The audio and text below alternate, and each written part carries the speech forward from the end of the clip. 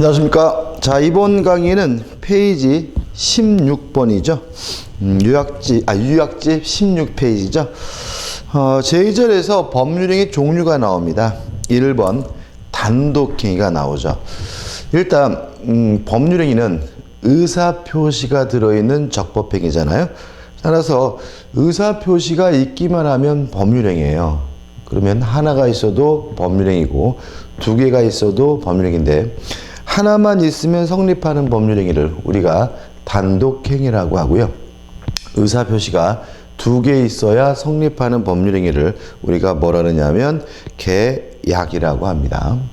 그럼 뭐가 다른 거냐? 의사표시가 하나만 있다는 말은 승낙을 받지 않고 일방적으로 한다는 얘기입니다. 따라서 우리는 단독행위란 승낙을 받지 않고 일방적으로 하는 법률행위, 계약이란 승낙을 얻어야 성립하는 법률행위, 이렇게 정리하시면 좋겠고요. 단독행위 종류가 상대방이 있는 단독행위와 없는 단독행위가 나오죠. 일단 상대방이 있다는 말은 승낙은 받을 필요 없지만 상대방에게 의사표시는 얘기는 해야 된다는 얘기고요. 상대방이 없다는 말은 승낙을 받을 필요도 없고 상대방에게 얘기할 필요도 없다, 이런 얘기입니다. 여기서 교재에 나와 있는 예들 좀 보시고요. 좀 기억해야 될 것이 뭐냐면 우측 상단에 보시면 상대방 없는 단독행위에서 점유권, 소유권의 포기가 나오거든요. 꼭 기억해 두시고, 그 다음에 교재는 안 적어놨지만 상대방 있는 단독행위 예를 이렇게 기억해 두시기 바랍니다. 점유권, 소유권 이외의 권리 포기는 상대방 있는 단독행위다, 이렇게 좀 기억해 두시고요. 그 다음에 계약, 수련행위와 비출연행위가 나오는데 법률행위를 함으로써 재산의 증가와 감소가 함께 일어나면 출연행위고요. 이러한 증가 감소가 함께 일어나지 않으면 비출연행위라고 합니다. 조심할 것은 유상행위 물론 출연행위고요. 증여와 같은 무상행위도 출연행위라는 점이죠. 왜냐하면 제 아파트를 제 친구한테 증여하면 저의 재산은 감소가 될 것이고 제 친구의 재산은 늘어나겠죠. 따라서 무상행위도 출연행위라는 거 좀 조심하시고요. 그럼 비출연행위 뭐가 있을까? 두 가지를 기억해 두시는데 대리권의 수요는 비출연행위입니다. 왜요? 대리권을 줬다 그래서 재산에 변동이 있는 것은 아니니까요. 소유권의 포기도 비출연행위입니다. 왜요? 제가 저의 소유권을 포기하면 저의 재산은 감소가 되겠지만 저의 포기로 인해서 누구의 재산이 증가되는 것은 아니기 때문에 소유권의 포기도 비출연행위가 되는 거죠. 그 다음에 제3절에서 법률행위 목적 해가지고 총설, 목적이 있으면 법률행위가 성립되고요. 또 목적에 관한 유효권으로서 확정할 수 있고 가능하고 적법하고 사회적 타당성이 있어야 되는데요. 18페이지 보시면 이제 목적의 확정이 나옵니다. 이거는 하나만 주의하시면 돼요. 확정 가능성을 의미한다. 따라서 법률행위가 확정될 가능성만 있으면 유효하기 때문에 법률행위가 유효하기 위해서는 목적이 확정되어야 한다는 지문은 X고요. 확정될 수 있어야 한다는 지문은 뭐죠? O입니다. 그 다음 목적의 가능이 나오는데 아마 이 요약 강의를 들으신 분들은 이제 기본서를 어느 정도 하셨기 때문에 좀 목적의 가능에 대해서 좀 정리를 좀 해볼게요. 그림도 나와 있긴 하지만 좀 자세하게. 일단 가능하면 유효한 거고요. 불가능하면, 불능이면 무효겠죠. 그러면 첫 번째 생각해 봐야 될 것은 가능한지 불능인지 판단하는 기준을 먼저 생각하시는데 과학적으로 판단하지 않습니다. 물리적으로 판단하지 않습니다. 사회 통념, 거래 관념에 따라서 가능한지 불가능한지 여부를 판단한다는 거 첫 번째 기억하셔야 되고요. 왜냐하면 과학적으로 판단하게 되면 대부분의 불가능한 것이 가능한 일로 바뀌기 때문에 그렇습니다. 그 다음에 이 불가능, 불능이 둘로 나뉩니다. 원시적 불능과 후발적 불능으로 나뉩니다. 나누는 기준은 법률 행위시를 기준으로 합니다. 이것도 가끔 나오는데 얼토당토안하게 틀릴 수도 있으니까 조심하시기 바랍니다. 법률 행위시를 기준으로 해서 법률 행위를 하기 전에 이미 불가능하다면 이걸 우리가 원시적 불능이라고 하고요. 법률 행위를 했을 때는 가능했는데 그 후에 불가능하게 되면 이걸 우리가 후발적 불능이라고 합니다. 일단 원시적 불능은 무효인데 원시적 불능을 다시 둘로 나뉠 수가 있어요. 원시적 전부 불능과 원시적 일부 불능으로 나누는데요. 원시적 전부 불능은 물론 원칙적으로 무효입니다. 따라서 원시적 전부 불능의 경우에는 이행할 필요가 없는 거기 때문에 이행을 못하더라도 책임을 지지 않는 것이 원칙입니다. 항상 그러냐, 이 계약법이 나오는 부분이죠. 항상 그런 것은 아닙니다.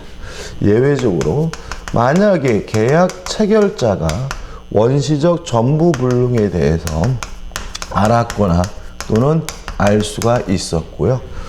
만약에 원시적 전부 불능에 대해서 상대방이 선의고 무과실이라면 체결자는 상대방에게 예외적으로 책임을 져야 되는데 이 책임을 우리가 계약 체결상의 과실 책임이라고 합니다. 따라서 계약 체결상의 과실 책임은 언제 문제가 되는 거죠? 원시적 전부 불능에만 문제가 되는 거고요. 요건은 체결자는 알았거나 알 수 있었고 상대방은 선의고 무과실해야 되고요. 요 책임의 범위는 신뢰 이익을 배상합니다. 다만 조심할 것은 이행이익보다는 클 수가 없다라는 거 기억해 두시면 돼요. 그 원시적 전부 불능이 끝입니다. 그 다음에 원시적 일부 불능입니다. 원시적 일부 불능도 원칙적으로 무효입니다. 왜냐하면 일부가 무효면 전부가 무효인 것이 원칙이기 때문에 그렇고요. 다만 여러 가지 법률 행위 중에서 매매라는 법률 행위의 경우에는 원시적 전부 불능인데 원시적 일부 불능인데도 불구하고 예외적으로 책임이 발생할 수가 있고요. 무슨 책임이냐면 담보 책임이 발생할 수가 있습니다. 담보 책임 중에서도 뭐가 되냐면요. 수량 부족 일부 멸실에 해당합니다. 이게 원시적 일부 불능이죠. 자, 생각해 볼까요? 땅이요. 100평이라 그래서 땅을 샀거든요. 근데 땅을 사고 나서 나중에 측량해 보니까 90평밖에 안 돼요. 그러면 100평 중에서 10평을 못 넘겨받는 거죠. 그럼 불능인 거고. 물론 100평이 아니라 90평인 것은 법률행위 매매 계약하기 전부터 그런 것이니까 대표적인 뭐가 되죠? 원시적 일부 불능이 되는 거고요. 내용은 어떻습니까? 내용은 선의 매수인만, 그죠? 이렇게 할까요? 갑자기 선의의 매수인만. 다시 말하면 악의 매수인에게는 아무것도 인정되지 않고요. 선의의 매수인만 대금 감액 청구할 수가 있고, 목적을 잔존 부분이면 매수하지 않았을 경우에 해지할 수도 있고요. 또 무엇도 청구할 수 있냐면 손해배상도 청구할 수 있다. 그러면 원시적 일부 불능이 다 끝나게 됩니다. 그 다음에 후발적 불능은 유효합니다.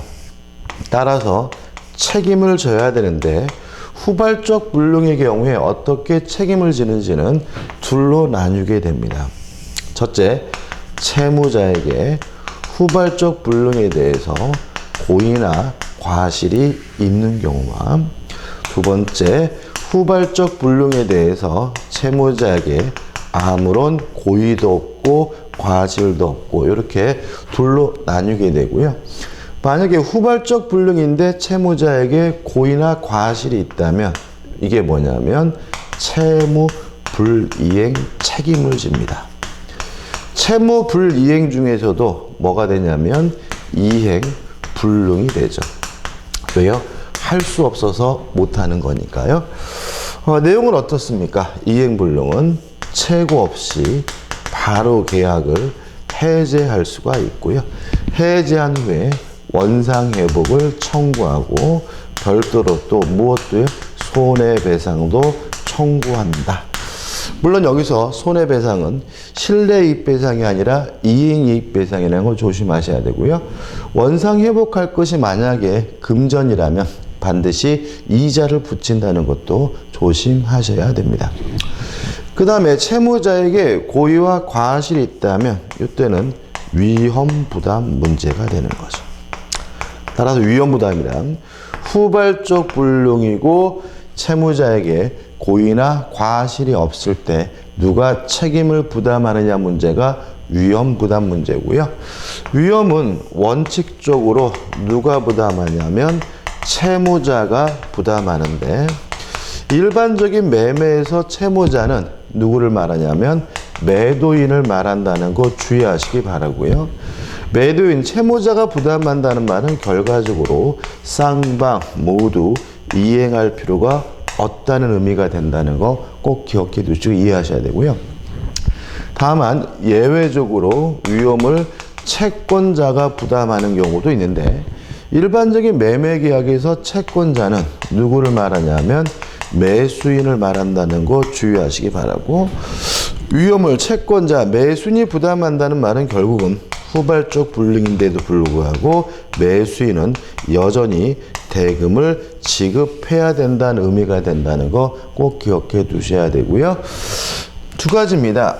첫째, 후발적 불능에 대해서 채무자에게는 아무런 고의 과실이 없지만 채권자에게 나 과실이 있다면 위험을 누가 부담하죠? 채권자가 부담하게 되고요. 두 번째, 채권자가 만약에 수령지체 중이었다면 이때도 위험을 채권자가 부담하게 된다까지 정리하시면 됩니다. 좀 많죠, 그죠? 많고 저도 적을 때 좀 힘들거든요. 힘든데도 이렇게 열심히 적은 이유는 뭐냐면 여기서 시험 문제가 아주 많이 나온다는 점이죠. 일단은 이 앞부분, 그죠?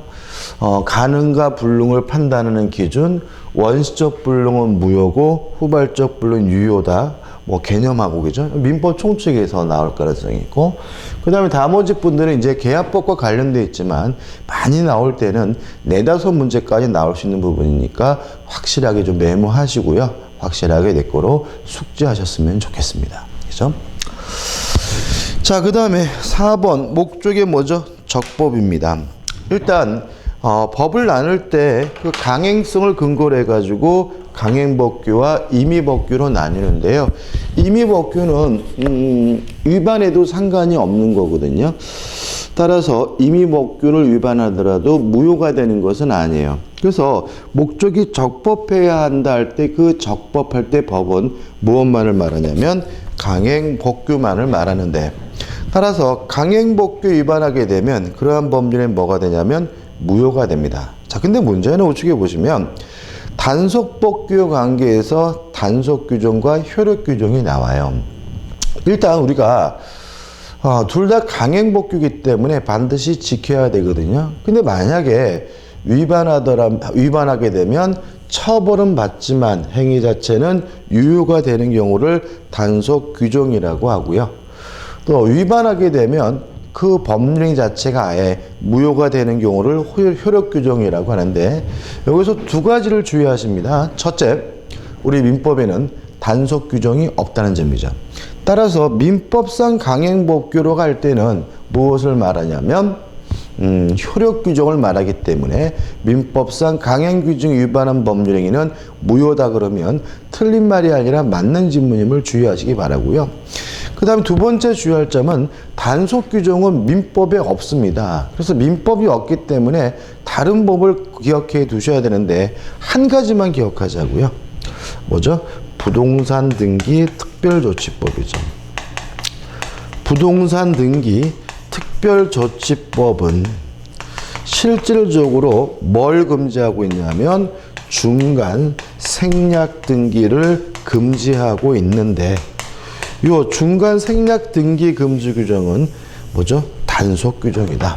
따라서 중간 생략 등기를 하다 걸리면 처벌은 받지만 그 법률행위 자체는 등기 자체는 무효가 아니라 뭐죠? 유효가 된다는 거 꼭 기억해 두셔야 됩니다.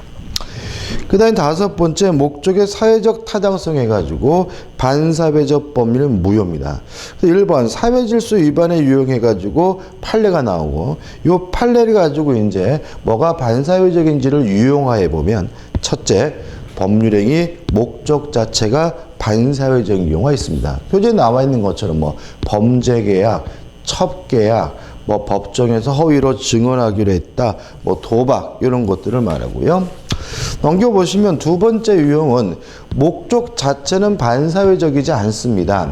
다시 말하면 겉보기에는 반사회적이지 않은 것처럼 보이지만 실제로 반사회적인 것이 있는데 1번 강제죠. 별거계약이 반사회적이라는 거 꼭 기억해 두셔야 돼요. 별거계약이 뭐죠? 동거하지 않기로 하는 계약이잖아요. 뭐 그 자체는 나쁜 짓 아닙니다. 반사회적이지 않지만 별거를 동거하지 않는 것을 뭐 할 수는 없어요? 강제할 수는 없다는 거죠. 또 혼인 해소를 요건으로 하는 혼인예약, 요것도 그 자체가 불륜계약을 말하는 건 아닌데 혼인을 뭐 할 수 없어요? 강제할 수 없기 때문에 반사회적에서 무효고요.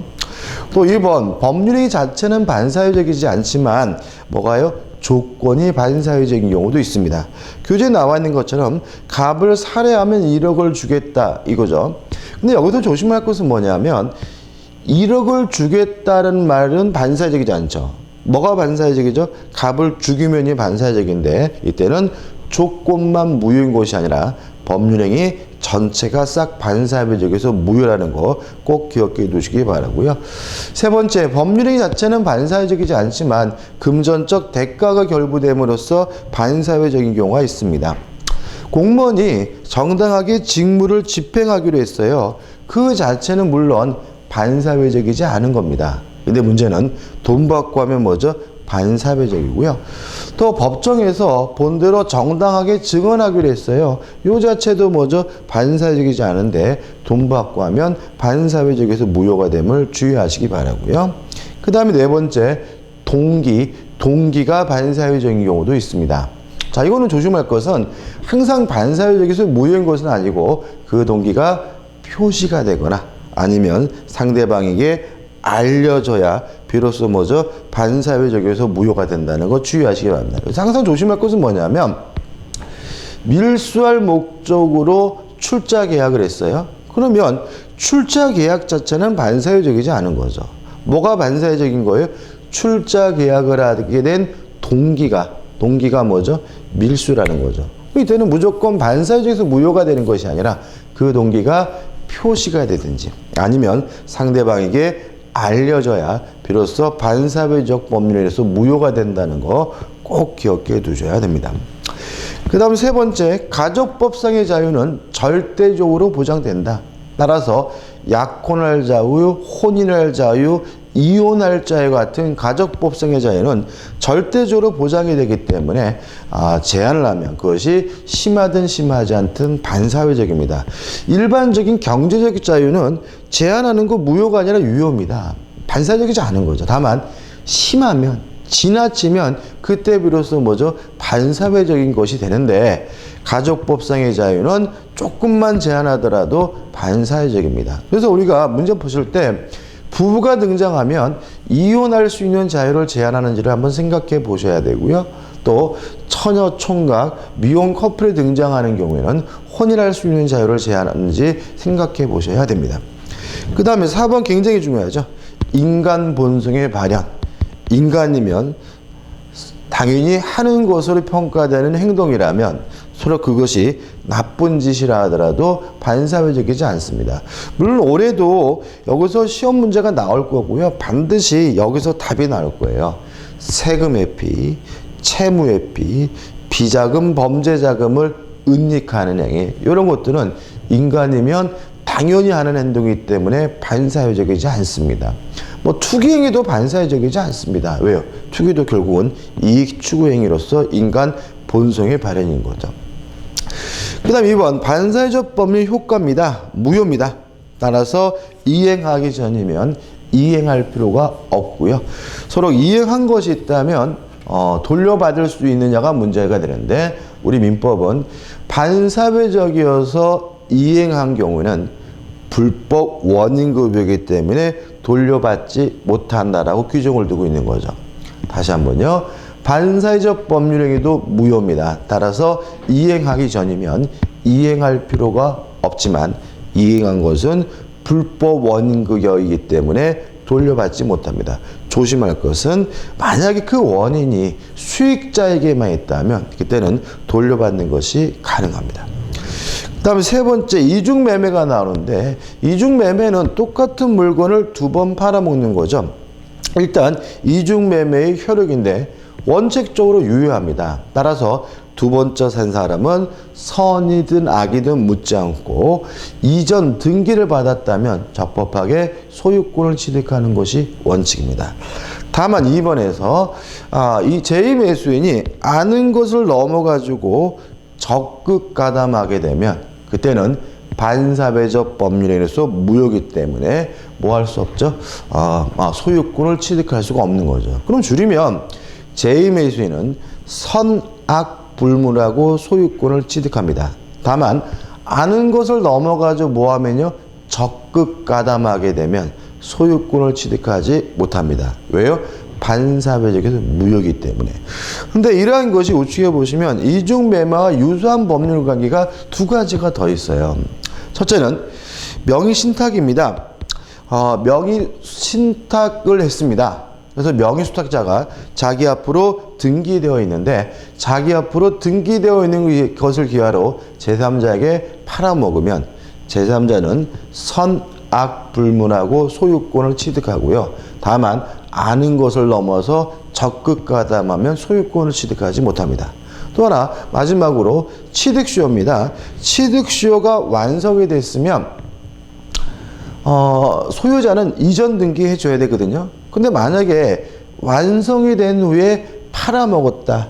이럴 때 매수인도 선악 불문하고 소유권을 취득하고요. 다만 주의하실 것은 아는 것을 넘어가지고 적극 가담하게 되면 이것도 반사회적 법률에서 무효이기 때문에 소유권을 취득하지 못하게 됨을 주의하시기 바랍니다. 자, 이번 강의 여기까지고요. 다음 강의 때 이어서 들어가도록 하겠습니다. 감사합니다.